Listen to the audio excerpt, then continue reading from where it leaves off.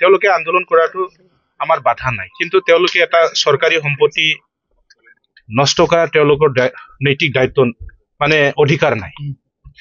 সেইকাৰণে মই গৰিহণা দিছো তেওঁলোকক, আৰু প্ৰশাসন বিভাগলৈ মই আহ্বান জনাইছো তেওঁলোকক অতি সোনকালে কৰায়ত্ব কৰক, যে এটা আন্দোলন কৰাৰ নামত তেওঁলোকে এটা মানে কি ক'ব, এইটো তেওঁলোকে ভাইলেশ্যন কৰিছে। নন ভাইলেন্স প্ৰক্ৰিয়াৰে তেওঁলোকে আন্দোলন কৰিব লাগে, তাত আমাৰ ক'বলগীয়া নাই। আমিও সমৰ্থন আছো, তেওঁলোকে যিটো ইছ্যু লৈ পেলাই আন্দোলন কৰিছে তাত আমিও সমৰ্থন আছো, কিন্তু এইটো আমাৰ লগত যিহেতু ৰিলেটেড নহয় BTCৰ লগত। তেওঁলোকে ষ্টেট গভৰ্ণমেণ্টৰ লগত আলোচনা কৰিব লাগিছিল, ষ্টেট গভৰ্ণমেণ্ট আৰু চেণ্ট্ৰেল গভৰ্ণমেণ্টৰ লগত আলোচনা কৰক, যিহেতু ফাইনেল অথৰিটিটো হ'ল চেণ্ট্ৰেল গভৰ্ণমেণ্ট।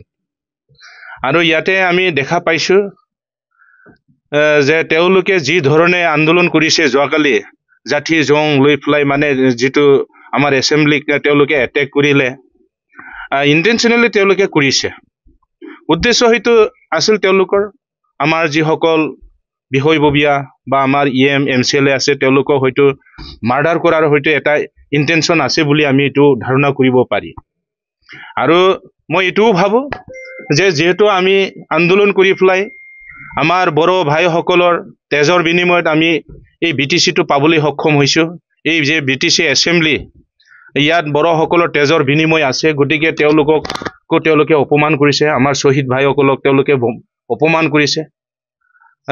সেইকাৰণে মই তেওঁলোকক গৰিহণা দিছোঁ, ভৱিষ্যতে যাতে তেওঁলোকে তেনেকৈ কামত লিপ্ত হোৱাৰ পৰা যেন আঁতৰি থাকে, আৰু যদি আন্দোলন কৰে তেওঁলোকে কৰক, ডেম'ক্ৰেটিক পদ্ধতিৰে তেওঁলোকে কৰক, ভাইলেন্স তেনেকৈ আনিব নালাগে, নন ভাইলেন্সেদি তেওঁলোকে আন্দোলন কৰক, সেইটো মই তেওঁলোকক অনুৰোধ জনাইছোঁ। FIR আমি ইতিমধ্যে দিছোঁ, যোৱাকালি ৰাতিয়ে আমি দিছোঁ, কাৰণ ইমান এটা প্ৰপাৰ্টি ধ্বংস হৈছে, এইটো আমি FIR দিবই লাগিব। চৰকাৰে ব্যৱস্থাটো ল'বই, প্ৰশাসনে ব্যৱস্থা ল'বই লাগিব তেওঁলোকৰ ওপৰত, আৰু অতি সোনকালে ব্যৱস্থা ল'বৰ কাৰণে মই আহ্বান জনাইছোঁ প্ৰশাসন ব্যৱস্থা। এইটো থাকিব পাৰে উচতনি, মই নামটো ক'ব বিচৰা নাই। যোৱাকালি আমি যিটো ভিডিঅ' ফুটেজ আমি চাইছোঁ, তাতে আমি আফচুৰ ফ্লেগো আমি দেখা পাইছোঁ, আফচুৰ যিটো চিম্বল সেইটো লৈ পেলাই ইয়াতে আহিছে। কিছুমানে কৈছে আমি ট্ৰাইবেল ষ্টুডেণ্ট হয়, আমাৰ মানে ট্ৰাইবেলক বাদ দি পেলাই আৰু অন্য 6 জনগোষ্ঠী তেওঁলোকে ট্ৰাইবেল কৰাটো সহ্য কৰিব বিচৰা নাই।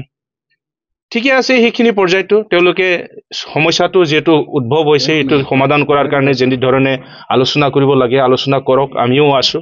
কিন্তু এই পদ্ধতিৰে কিন্তু আন্দোলন কৰিলে ফলপ্ৰসূ নহ'ব, আৰু ইয়াৰ পৰা আঁতৰি থাকিবলৈ মই তেওঁলোকক আহ্বান জনাইছোঁ। মই ইয়াকে এই কাৰণে আলোচনা কৰিছোঁ, যিহেতু আমাৰ ইয়াত এক্সিডেণ্টেলি মানে ক'ব লাগিব, এইটো যিটো ঘটনা হৈ গ'ল সকলো MCLAকে অৱগত কৰাটো দৰকাৰ, আৰু আমি আলোচনাৰ মাধ্যমেদি সকলোৱে একেলগে হৈ পেলাই আমি গৰিহণা দিব বিচাৰিছোঁ। আৰু চৰকাৰক আমি বা প্ৰশাসন বিভাগক আমি আহ্বান জনাম যে যিসকল দুষ্কৃতিকাৰী এই কাণ্ড কৰিলে সিহঁতক অতি সোনকালে কৰায়ত্ব কৰিব লাগিব, তেওঁলোকৰ ওপৰত ব্যৱস্থা ল'ব লাগে, সেইটোকে আহ্বান জনাবৰ কাৰণে আমি এই মিটিংটো অনুষ্ঠিত কৰিছোঁ। মই ক'ব নোৱাৰোঁ সঠিককৈ, NOC কি ধৰণে দিছে ময়ো সেইটো সঠিককৈ ক'ব নোৱাৰোঁ, কিন্তু মই জনাত আমাৰ হাগ্ৰামা মহিলাৰী হিচাপে দিয়া নাই, তেওঁ আমাৰ BTC ফালৰ পৰা তেতিয়াই মানে হয়তো NOCটো দিছিল চাগে, যে ইয়াত হয়তো লিখা আছে মই জনামতে যে এক্সিষ্টিং যিসকল ট্ৰাইবেল তেওঁলোকৰ ক্ষতি নোহোৱাকৈ যদি 6 জনগোষ্ঠীক ট্ৰাইবেল অন্তৰ্ভুক্তি কৰে তেতিয়াহ'লে আমাৰ আপত্তি নাই, কিন্তু ইয়াত কণ্ডিশ্যন এটা আছে, এক্সিষ্টিং ট্ৰাইবেলসকল কোনো ধৰণে ক্ষতি হ'ব নালাগে। যেতিয়া মানে নতুন 6 জনগোষ্ঠী ট্ৰাইবেলত অন্তৰ্ভুক্ত কৰা হ'ব তেতিয়াহ'লে ট্ৰাইবেল যিখিনি কোটা আছে সেইটো বাঢ়াই দিয়ক, যদি বাঢ়াই দিয়ে তাততো আৰু ক্ষতি নাই, সেইটোৱে আমি কামনা কৰিছোঁ। কাইলৈৰ পৰা যিটো শীতকালীন অধিৱেশন হ'ব, হয় হ'বনে? হ'ব, এইটো চিয়'ৰ, এইটো 100% চিয়'ৰ, আমি কোনো প্ৰকাৰে এইটো পিছুৱাই নিদিওঁ। বহুত ক্ষয়ক্ষতি হৈছে, হয়, বহুত ক্ষয়ক্ষতি হৈছে, যিহেতু আমি এই সদনত বহি পেলাই আমাৰ গোটেই BTC অঞ্চলৰ উন্নয়নৰ কাৰণে মংগলৰ কাৰণে ইয়াত আমি ভাল এটা পৰিৱেশত আলোচনা কৰোঁ, তেনেকৈ এটা পবিত্ৰ সদনক ক্ষতি কৰাটো আমাৰ কাৰণে দুৰ্ভাগ্যজনক, লাজৰ কথা, মানে আনকনষ্টিটিউচনেল এইটো।